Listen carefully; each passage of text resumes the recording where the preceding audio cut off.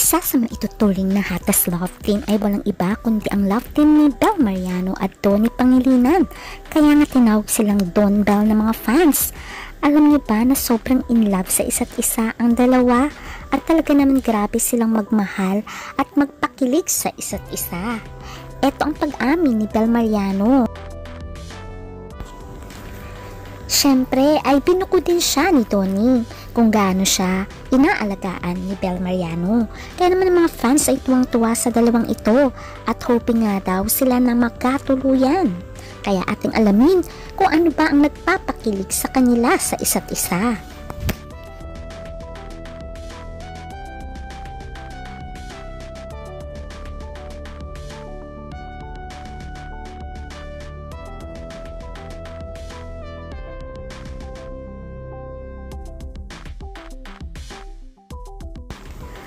Ayon kay Bel Mariano ay natuto siyang ma-inlove sa beach dahil hindi naman siya beach girl.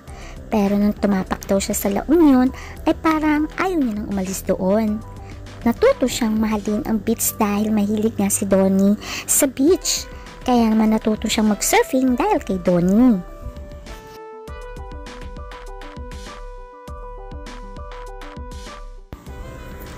Ayon sa pag-amin ni Bel Mariano, lagi daw humahanap ng paraan para pakiligin daw siya ni Donnie. He always find a way na totoo naman na honest lang ako ha. He always finds way para mapakilig ako. Ayon pa nga kay Bel. Like kasi minsan palaging mahaba ang hair ko, it takes more time for me to dry it or mag-ayos. And he always comes to my dressing room just to say hi and that makes me kilig. Ayon pa nga kay Bel. At alam niyo ba, lagi yan nag-order ng food. Tatanungin niya ako kung anong gusto ko and that makes me kilig. Ayon pa nga kay Bel. Siyempre, kahit nagda-diet ako minsan, ay talagang binubusog niya ako ng pagkain. Ayon pa sa kwento ni Bel. Siyempre, hindi lang naman ako ang kanyang nililibre. Kaya naman nakakatuwa dahil napaka-generous niya. Bukod sa gwapo, matalino, generous pa. Grabe siya manlibre. Lang naman siya sa aking generous, pati rin naman sa crew at sa ibang kasamahan namin. Kaya minsan nagugulat na lang ako, sabi ko tama na, grabe, pusog na ako. Kwento pa nga ni Bel, kaya green flag siya sa akin at perfect boyfie material o boylet ayon pa sa kanya. At inamin din ni Donnie nito lamang ako kinilig kay Bel. Grabe, kasi napanood ko siya sa Incognito. Sobrang galing ng kanyang pag-portray. Siguro when I see that she does something very different, kinikilig ako.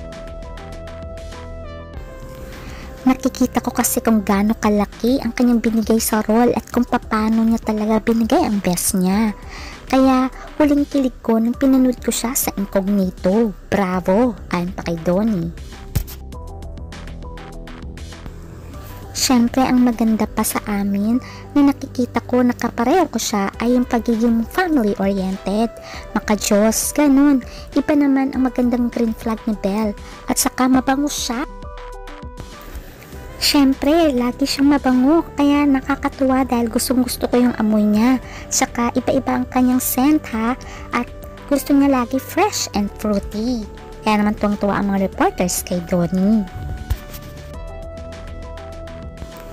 Very busy pa rin ang dalawa sa kanilang rom-com na How to Spot a Red Flag at lagi itong mapapanood sa Kapamilya Channel A to Z and TV5 beginning January 27 on Monday.